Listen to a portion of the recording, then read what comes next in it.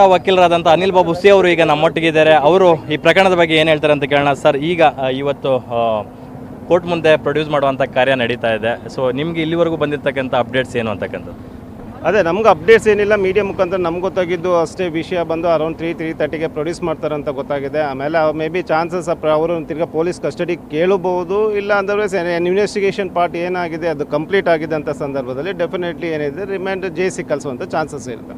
Sir, ಈಗ ಮತ್ತೆ police custody ಕೇಳುವಂಥ ಪ್ರಮೇಯ ಏನಿರುತ್ತೆ ಅಂತಕ್ಕಂಥದ್ದು? ಯಾಕಂದರೆ ಈಗ ಎಲ್ಲ ಕಡೆ ಸ್ಥಳ ಮಹಾಜರು ಆಗತ್ತಂತ ಎಲ್ಲ ಕಾರ್ಯಗಳು ನಡೆದಿರ್ತಕ್ಕಂಥದ್ದು. ಯಾಕಂದರೆ ಅವ್ರನ್ನ ಎಲ್ಲಿ ಕಿಡ್ನಾಪ್ ಮಾಡಿದ್ರು, ಎಲ್ಲಿ ಕೂಡಿ ಹಾಕಿದ್ರು, ಎಲ್ಲಿ ಅವರಿಗೆ ಏನು ಹಿಂಸೆ ಕೊಟ್ಟು ಅವ್ರನ್ನ ಕೊಲೆ ಮಾಡಿದ್ರು, ನಂತರ ಎಲ್ಲಿ ಬಾಡಿನ ವಿಲೇವಾರಿ ಮಾಡಿ ಬಿಸಾಕಿದ್ರು, ಎಲ್ಲವನ್ನೂ ಸಹ ಸ್ಥಳ ಮಹಾಜರು ಆಗಿದೆ. ಜೊತೆಗೆ ಅವರಿಗೆ ಸುಪಾರಿ ಕೊಟ್ಟಂಥ ಅಮೌಂಟ್ನ ಕೂಡ ಸೀಸ್ ಮಾಡಿ ಕೂಡ ಅಮೌಂಟ್ ಎಲ್ಲಿ ಇಟ್ಟಿದ್ರು ಆ ಮನೆ ಕೂಡ ಈಗ ಸ್ಥಳ ಮಹಾಜರು ಇವತ್ತು ಬೆಳಗ್ಗೆ ಆಗಿರ್ತಕ್ಕಂಥದ್ದು.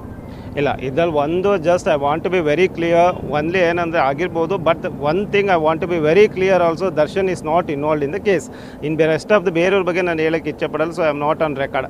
ಇದರಲ್ಲಿ ದರ್ಶನ್ ಅವರ ಇನ್ವಾಲ್ವ್ಮೆಂಟ್ ಡೆಫಿನೆಟ್ಲಿ ಇಲ್ಲ ಅಂತ ಹೇಳ್ತೀನಿ. ಇನ್ನು ಅವ್ರನ್ನ ಕರ್ಕೊಂಡೋಗಿ ಮಾರ್ಜನ್ ಮಾಡಿದ್ದಾರೆ, ಅವ್ರು ಮಾಡಿದ್ದಾರೆ, ಅದೇನು ಅಂತ ಆಮೇಲೆ ಆಫ್ಟರ್ ಇನ್ವೆಸ್ಟಿಗೇಷನ್ ಏನು ರಿಪೋರ್ಟ್ ಸಬ್ಮಿಟ್ ಮಾಡ್ತಾರೆ ಕೋರ್ಟ್ಗೆ, ಅದಾದ ಮೇಲೇ ಐ ಕ್ಯಾನ್ ಟೆಲ್ ಏನು ಎಕ್ಸಾಕ್ಟ್ಲಿ ಆಗಿದೆ ಅಂತಲೇ ಹೇಳ್ಬೋದು.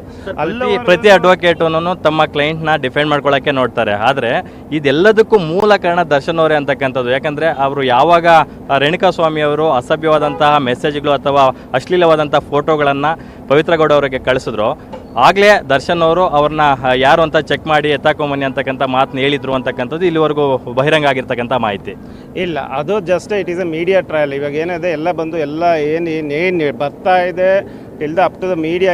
ಏನು ಎಲ್ಲ ಮೀಡಿಯಾ ಮಾಡ್ತಾರೋ ಅಂಥದ್ದು ಇದು ಮೀಡಿಯಾ ಏನಿದೆ ಅವ್ರು ಟ್ರಯಲ್ ಪಡೆಗೆ ಅವ್ರು ಟ್ರಯಲ್ ಮಾಡ್ತಾ ಇದ್ದಾರೆ. ಬಟ್ ಅನ್ಲೆಸ್ ಅಂಟಿಲ್ ಏನಂತ ಅಫಿಷಿಯಲಿ ಏನು ಡಾಕ್ಯುಮೆಂಟ್ ಇರ್ಬೋದು, ಇನ್ವೆಸ್ಟಿಗೇಷನ್ ರಿಪೋರ್ಟ್ ಇರ್ಬೋದು, ಅದು ಕೋರ್ಟಿಗೆ ಸಬ್ಮಿಟ್ ಮಾಡಿದ ನಂತರನೇ we can come to the conclusion whether Darshan is involved in the case or not ಅಂತ.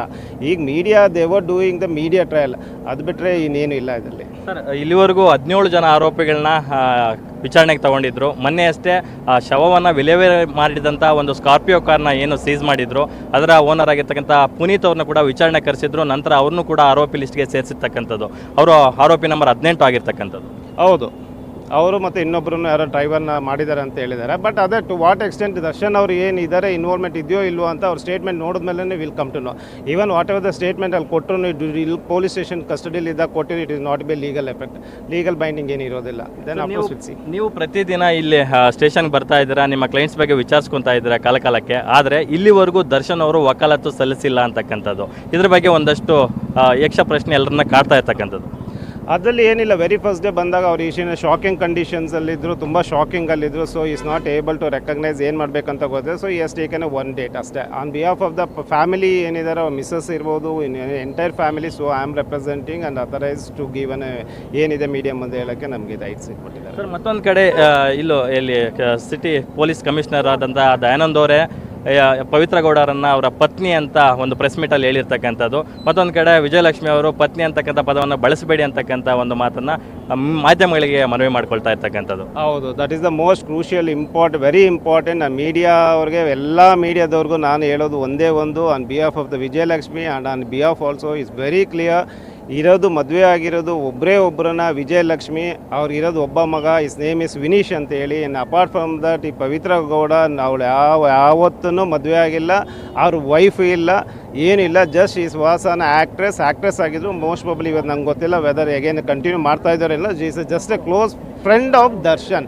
ಅದು ಅಪಾರ್ಟ್ ಫ್ರಮ್ ದಟ್ ಯಾವುದು ವೈಫ್ ಅಂತ ಏನು ಕ್ಲೈಮ್ ಮಾಡ್ತಾ ಇದ್ದಾರೆ ಅದೆಲ್ಲ ಕಂಪ್ಲೀಟ್ಲಿ ಫಾಲ್ಸ್ ಸ್ಟೇಟ್ಮೆಂಟ್. ಓನ್ಲಿ ಏನು Vijayalakshmi is the legally wedded wife. Okay sir, ಈಗ ವಿಜಯಲಕ್ಷ್ಮಿ ಅವರು ಈಗ ಕಮಿಷನರ್ ಅವರು ಪಾಪ ಅವ್ರು ಗೊತ್ತಾಗ್ದೇ ಬೈ ಮಿಸ್ಟೇಕಲ್ಲಿ ಬೈ ಅನ್ಎಕ್ಸ್ಪೆಕ್ಟೆಡ್ಲಿ ಅವರು ಒಂದು ಮಾತು ಅದು ಹೇಳಿದರು. ಸೊ ಅವರು ಇಲ್ಲ ಬೈ ಮಿಸ್ಟೇಕ್ ಆಗಿದೆ ಅಂತ ಹೇಳಿದ್ದಾರೆ. ಸೊ ಕಮಿಷನರ್ ಅವರು ಬೈ ಮಿಸ್ ಆಗಿ ನಾನು ಆ ಮಾತನ್ನು ಹೇಳಿದ್ದೀನಿ ಅಂತಕ್ಕಂಥ ಮಾತನ್ನು ನಿಮ್ಗೆ ಹೇಳಿದ್ರೆ ಸರ್? ಅಲ್ಲ, ಅದು ಹೇಳಿದ್ದಾರೆ, but after we came brought to the notice also. Okay, ಈಗ ವಿಜಯಲಕ್ಷ್ಮಿ ಅವರು ದರ್ಶನ್ ಅವ್ರನ್ನ ಹೊರಗಡೆ ತರೋದಕ್ಕೆ ನಿಮ್ಮ ಜೊತೆ ಮಾತುಕತೆ ಮಾಡ್ತಿದ್ದಾರೆ ಅನಿಸುತ್ತೆ, ನಿಮ್ಮ ಜೊತೆ ಸಂಪರ್ಕದಲ್ಲಿ ಇದ್ದಾರೆ ಅನಿಸುತ್ತೆ? ಹೌದು, ಡೆಫಿನೆಟ್ಲಿ ಅದೆಲ್ಲ ಏನಿದೆ ಅವರು ಇರ್ತಾರೆ. Okay sir, thank you. ಇನ್ನೂ ಒಂದು 2-3 ದಿವಸಗಳ ಕಾಲ ಅವ್ರನ್ನ ಕಸ್ಟಡಿಗೆ ಕೇಳಿದ್ರೆ ಏನಾಗ್ಬೋದು ಅಂತಕ್ಕಂಥದ್ದು ಸರ್? ಏನಿಲ್ಲ, ಫರ್ದರ್ ಏನು ಇನ್ವೆಸ್ಟಿಗೇಷನ್ ಏನು ಇವತ್ತು ನೋಡೋಣ ರಿಮ್ಯಾಂಡ್ ಅಪ್ಲಿಕೇಶನ್ನಲ್ಲಿ ಫಾರ್ ವಾಟ್ ಪರ್ಪಸ್ ಇನ್ನೂ ಬೇಕು ಅಂತ ಕೇಳ್ತಾರೆ, ನೋಡೋಣ. ಆಲ್ಮೋಸ್ಟ್ ಅವ್ರು ಕೇಳಿದಂಥ ಅವತ್ತು 11ನೇ ತಾರೀಕು ಹಾಕಿದಂಥ ರಿಮ್ಯಾಂಡ್ ಅಪ್ಲಿಕೇಶನಲ್ಲಿ ಏನಿತ್ತು, ಮಾಜರ್ ಮಾಡಬೇಕಾಯಿತು, ವೆಪನ್ ಸೀಸ್ ಮಾಡಬೇಕಿತ್ತು ಅಂತ ಮಾತ್ರ ಇದ್ದಿದ್ದು. ಆಮೇಲೆ ಮನಿ ರಿಕವರಿ ಮಾಡಬೇಕು ಅಂತ ಇದ್ದಿದ್ದು, ಅದು ಎಲ್ಲ ಮುಗ್ದಿದೆ, ಪಾರ್ಟ್ ಮುಗ್ದಿದೆ. Thank you sir, thank you. ಇದಿಷ್ಟು ದರ್ಶನ್ ಪರ ವಾದಿಸೋದಕ್ಕೆ ಮುಂದಾಗಿರ್ತಕ್ಕಂಥ ವಕೀಲರಾದಂಥ ಅನಿಲ್ ಬಾಬು ಸಿ ಅವರ ಮಾತಾಗಿತ್ತು. ಕ್ಯಾಮ್ರಾ ಪರ್ಸನ್ ಶ್ರೀಹರಿ ಜೊತೆ ಲಕ್ಷ್ಮೀನಾರಾಯಣ್, ಪವರ್ ಟಿವಿ, ಬೆಂಗಳೂರು.